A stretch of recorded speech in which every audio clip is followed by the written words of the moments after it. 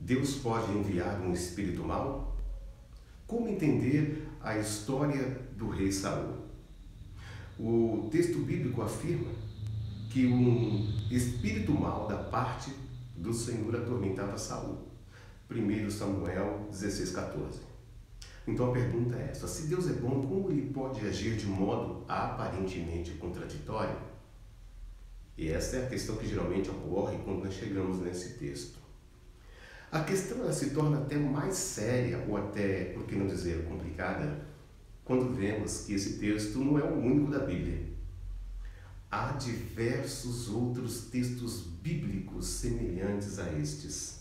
Por exemplo, em Juízes capítulo 9, 23, lemos que Deus envia um espírito mau para atuar entre Abimeleque e os cristãos, aliás, e os cidadãos de Siquém. 1 Samuel 18, 10 e 19, 9 traz mais detalhes sobre o agir do espírito mau da parte do Senhor sobre Saul.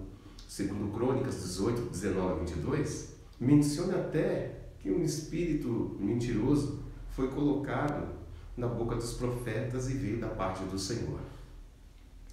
Há ainda textos bíblicos que até incomodam por dizer que Deus não só se arrependeu do mal, como por exemplo em Êxodo 32:14, ou até mesmo quando ele cria o mal, em Isaías 45, versículo 7.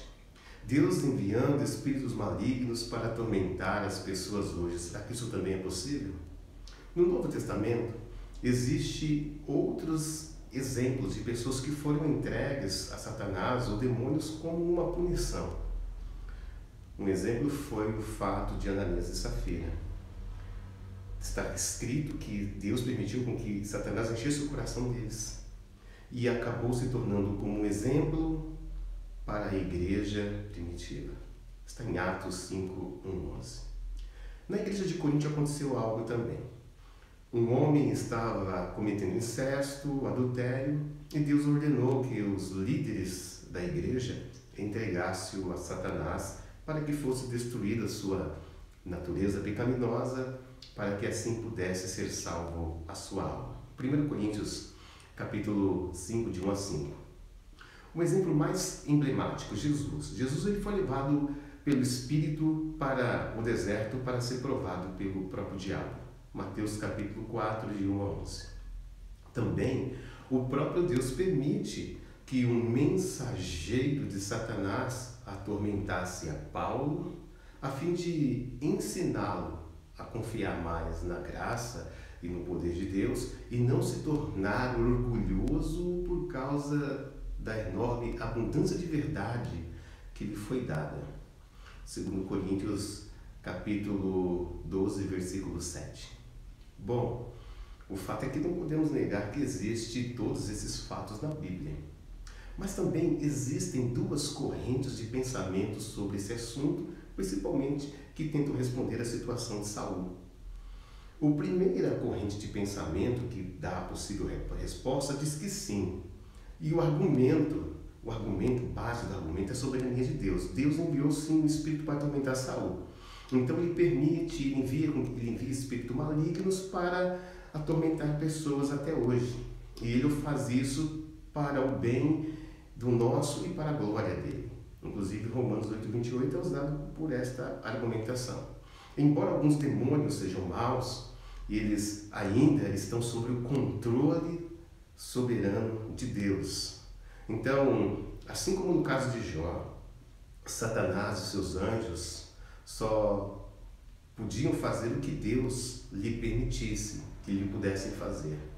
Então, eles nunca poderiam agir independentemente da perfeita, da bondade soberana do nosso Deus. Esta é a primeira argumentação. Essa primeira argumentação diz que Deus enviou sim.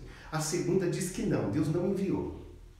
Deus não agiria em contradição à sua natureza e caráter de bondade, justiça, retidão e amor.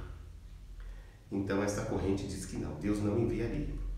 Então, existe pelo menos duas soluções. A primeira solução é que houve um erro literário. Segundo alguns estudiosos, houve um erro na tradução, por isso que está dando tanto problema nos dias de hoje. Porque no original, Ruach não significa apenas espírito, mas também significa deleite, alegria e humor. Então a tradução seria, segundo a literalidade do texto, seria que a alegria do Senhor deixou de estar com Saul. Então a próxima palavra que acompanha, Ruach, significa baate, que significa ser tomado de medo. E como não pode isolar as palavras do seu contexto, principalmente do contexto do próprio texto que está explicando, então Ruach e Ha'at significa espírito mal, na melhor tradução significa ser tomado por um espírito de medo e de mau humor. Então eles entendem assim, que Ruach e Ha'at, que significa mau humor ou depressão na linguagem de hoje, significa que a alegria do Senhor deixou Saul, e como consequência ele se sentia deprimido, e por isso seus servos buscavam alguém que pudesse usar a música para alegrar. E então entra nesse cenário Davi com sua harpa. Então, segundo essa resposta, o texto deveria ser retraduzido e ficaria mais ou menos assim: e a alegria do Senhor deixou de estar com Saul. Ele era tomado por medo, uma depressão vinda por parte de Deus. Então Deus não enviou um espírito mau de forma alguma, porque ele não tenta ninguém. Deus não tenta ninguém. Ele é o Senhor que é justo, e ninguém sendo tentado pode dizer que de Deus sou tentado, porque Deus não tenta ninguém. Deus não pode ser tentado pelo mal, e por isso ele não tenta ninguém. Tiago 1,13. A segunda possível resposta para esta situação é que fala sobre a permissão de Deus. Essa é a segunda resposta para esse texto. A partir de uma visão bíblica geral, Deus não envia esse espírito, mas permite. O comentarista Matthew Henry, em seu comentário bíblico, ele tece a seguinte conclusão sobre o texto. Ele diz assim, abre aspas, o diabo, pela permissão divina, perturbou e atemorizou Saul, por meio de uma disposição corrompida do corpo e ira e cólera de sua mente. Ele ficava irritado, mal-humorado, se sentia desgostoso, receoso e desconfiado, e de quando em quando ele estava sobressaltado pelo medo e trêmulo. Às vezes parecia, de acordo com Flávio José, outro historiador que fez a interpretação desse texto, às vezes ele parecia estar sendo sufocado ou estrangulado, sofrendo convulsões demoníacas. Então, sem a direção de Deus, Saul estava com seu coração totalmente aberto para o mal. Então, podemos dizer o seguinte: o homem sem Deus pende totalmente para o mal e é controlado por ele.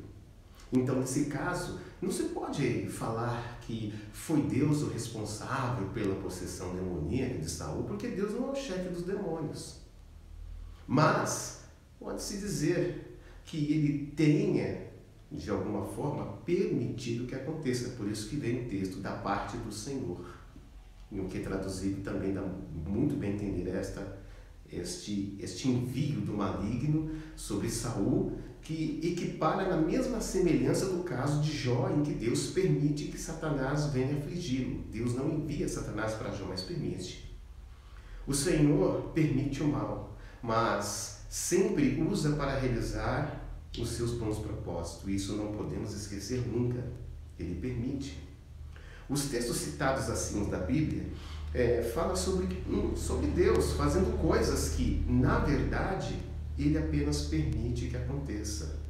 Ele apenas permite que aconteça. Por isso por isso que é importante interpretar a Bíblia como um todo e não apenas a partir de um texto isolado ou uma passagem única da Bíblia, porque seria um texto obscuro. Então esta é uma regra clássica da hermenêutica, da interpretação bíblica, que diz que a Bíblia interpreta a própria Bíblia. Nesse texto, sem ter uma visão geral das Escrituras sobre esse assunto, pode ser desastroso para qualquer leitor desprevenido. Então, concluindo, nada pode ser feito no céu ou na terra, ou no mundo espiritual, que não seja pela vontade ou pela permissão de Deus. Há um texto que é muito gostoso de ler, mas que de Deus, aquele que é de Deus gerado, conserva-se a si mesmo, e o maligno não lhes toca.